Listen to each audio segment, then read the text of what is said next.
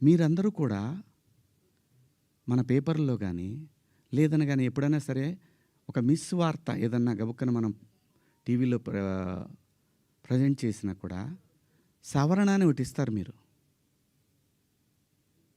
మనుషులం మనం. సమర్థించుకోవట్లా. పొరపాటు జరిగింది అని చెప్తున్నాను నేను. దానికి మీరందరికన్నా కూడా ఎంత ఇది ఉందో కానీ నేను ఎప్పటికి సెట్ అవుతానో నాకు తెలీదు. నా ఆవేదనంతా ఆ చిన్మయి గారి దగ్గర నుంచి అలా అలా అలా అలా అలా అలా వెళ్ళి ఉమెన్ కమిషన్‌కి వెళ్ళిపోయి వాళ్ళు నాకు మెసేజ్ పెట్టి నువ్వు 27వ తారీఖు మా దగ్గర అటెండ్ కావాలి అని. అమ్మ నేను ఆల్రెడీ క్షమాపణ చెప్పాను. వన్స్ మేము రిలీజ్ చేసిన తర్వాత రావాలి. వెళ్తా. చట్టాన్ని గౌరవించాలి. ఖచ్చితంగా వెళ్తా. వెళ్ళి ఒక అపాలజీ లెటర్ ఇస్తా. నాకేం ప్రాబ్లం లేదు. నేనేం సిగ్గుపడను. నేను తప్పు చేసినప్పుడు క్షమాపణ చెప్పడంలో తప్పేముంది? ఏమీ తప్పులేదు. ఇష్టం వచ్చినట్టు మాట్లాడుకుంటున్నారు. ఒక బార్‌కి వెళ్తే డ్రెస్ కోడ్ ఉంటుందండి. ఒక పబ్‌కి వెళ్తే డ్రెస్ కోడ్ ఉంటుంది. షూ లేకుండా లోపలికి రానీయడు. కొన్ని పబ్బుల్లో అయితే గర్ల్ ఫ్రెండ్ లేకుండా రానీయడు. నేనేమన్నాను? మనిషి ఆదిమానవుడు కోతి నుంచి మనిషిగా రూపాంతరం చెందిన తర్వాత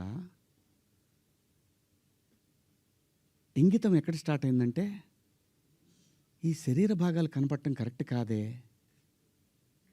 ఏదోటి కట్టుకోవాలే అనే జ్ఞానం అమ్మకు వచ్చిందో నాన్నకు వచ్చిందో తెలీదు. వచ్చింది.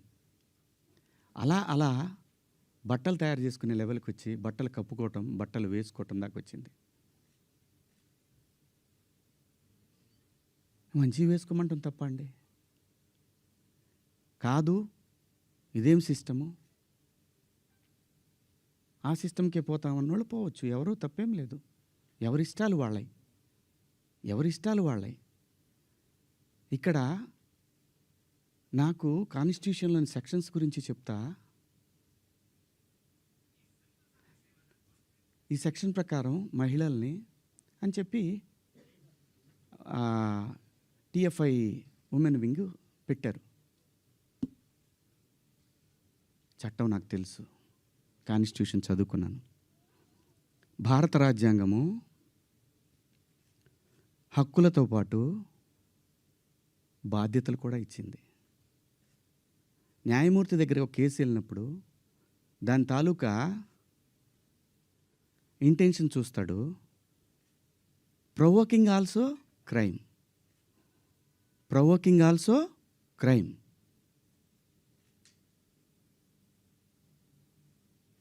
చాలామంది పెద్దవాళ్ళు, మన సీనియర్ సిటిజన్స్ అందరూ కూడా ఎందుకు అలా మాట్లాడతారు అంటే నెక్స్ట్ జనరేషన్కి వాళ్ళ సంస్కృతిని క్యారీ ఫార్వర్డ్ చేసి వెళ్తున్నారు. వేసుకుంటారా వేసుకోరా మీ ఇష్టం అమ్మ. నేనెవరిని చెప్పటానికి? అలా పోయినప్పుడు ఆ పిల్ల ఇబ్బంది పడితే అది చూసి తట్టుకోలేక మాట్లాడానే తప్ప ఎవరే బట్టలు వేసుకుంటే నాకేంటండి? పోనీ మీరు ఎవరన్నా ఆ పిల్లకి అండగా నిలబడ్డారమ్మా? ఒక్కళ్ళన్నా నిలబడ్డారండి? ఇది తప్పు, ఇంతమంది ఒక ఆడపిల్ల మీద దాడి చేయటం అని మాట్లాడారా? ఆ బిడ్డ కోసమే నేను మాట్లాడాను. రేపొద్దున మన తెలుగు యాంకర్లు కానీ, మన ఆర్టిస్టులు కానీ చక్కగా బట్టలు వేసుకొని వస్తారు. మన సుమ గారు కానీ, ఝాన్సీ గారు కానీ, ఉదయభాను గారు కానీ, పిల్లలు కానీ, కొత్త పిల్లలు కొంచెం యంగ్ బ్యాచ్లో కొంచెం అందంగా గ్లామర్గా కనపడాలని వేసుకుంటుంటారు. దానికి నెటిజన్స్ నుంచి వచ్చే సజెషన్స్ తోటి వాళ్ళు మార్చుకుంటారు. ఆ అమ్మాయి బయట నుంచి వచ్చిన అమ్మాయి. మనకి రెస్పాన్సిబిలిటీస్ కూడా ఉంటాయి కదా. నేనెవరిని హక్కుల్ని హరించడానికి? నేను ఎవరిని అనలేదే పలానా వాళ్ళ పేరు పెట్టి. బలైంది ఎవరు? ఇప్పుడు ప్రజల చేతిలో బలైంది ఎవరు? నాకేంటమ్మా? నాకేంటి అనసూయ గారు? మిమ్మల్ని ఎందుకంటాను నేను? అసలు మీరు ఎందుకు వచ్చారు దీంట్లోకి? నేను మిమ్మల్ని ఏమన్నా అన్నానండి? నేను అన్నాను, అమ్మా బయట నుంచి వచ్చిన హీరోయిన్లు కానీ మన హీరోయిన్లు, ఎగ్జాక్ట్ వర్డ్స్, హీరోయిన్లు కాస్త ఫంక్షన్‌లకి వెళ్ళేటప్పుడు కొంచెం మంచి బట్టలు వేసుకొని వెళ్దాము. మనకెందుకు ఈ దరిద్రం బయట, వాళ్ళందరూ ఎగబడతారు. నిన్న మనం అక్కడ చూసాం గదా! మనం కొత్తగా చూపించేది ఏదైనా తర్వాత ఒక పదం వాడాను. Which is ridiculous. నాకు వాడకూడదు ఆ పదం. నాకు ఇప్పటికి కూడా అది ఎన్నాళ్ళు హాంట్ చేస్తా తెలీదు. నేనా ఈ పదం వాడింది అని. ఓకే, నేను మనిషినే, నాకు కర్మలుంటాయి, పొరపాటు జరిగింది. నేనేం నే ఇప్పుడే నా శ్రేయోభిలాషులు కొంతమంది కొన్ని వీడియోస్ షేర్ చేశారు.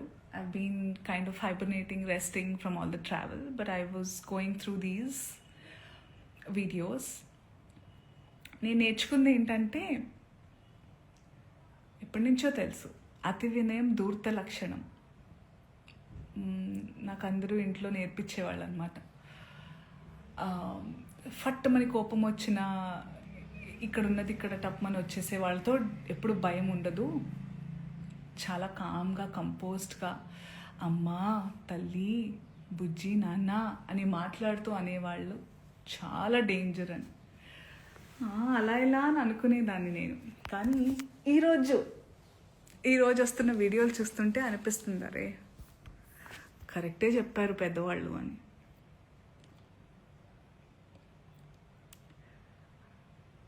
సో నేను ఒక స్టోర్ లాంచ్కి వెళ్ళడం జరిగింది నిన్న. And because it's a clothing store launch కాబట్టి, బట్టల షాప్ అంటే ఫ్యాషన్ అన్నారు కాబట్టి, నేను దాని గురించి మాట్లాడిన తర్వాత జర్నలిస్ట్ అడిగారు, ఇలా కమెంట్ చేశారు, ఆయన పేరు తీసుకుని కమెంట్ చేశారని అన్నారు, మీ జవాబు ఏంటంటే నేను చెప్పాను. నాకు అనిపించింది, ఆయనకు అనిపించింది ఆయన చెప్పినప్పుడు, నాకు అనిపించింది నేను చెప్పాను. అప్పుడు ఆయన ఈరోజు ఒక్కళ్ళే సీట్ వేసుకుని ఈరోజు ప్రెస్లో చాలా అంటే విక్టిమ్ ప్లే చేస్తున్నారు. One of the biggest like first top red లైన్లో నార్సిసిజం, ఒక నార్సిసిస్ట్కి ఉండే లక్షణం ఇది. ఓకే, చాలామందికి నార్సిసిస్ట్ అంటే ఏంటో తెలియని వాళ్ళు కొంచెం చూడండి.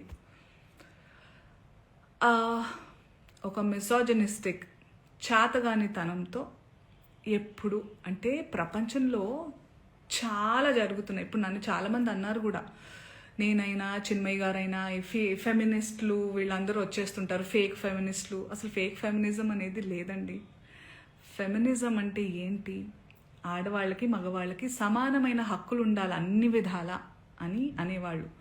చాలామంది అబ్బాయిలు కూడా ఫెమినిస్టులు ఉంటారు, దేవుడి దయ వల్ల ఉన్నారు అలాంటి వాళ్ళు. We all are suppose to be feminist. అసలు ఈ వర్డే ఉండకూడదు ఫెమినిజం అనేది.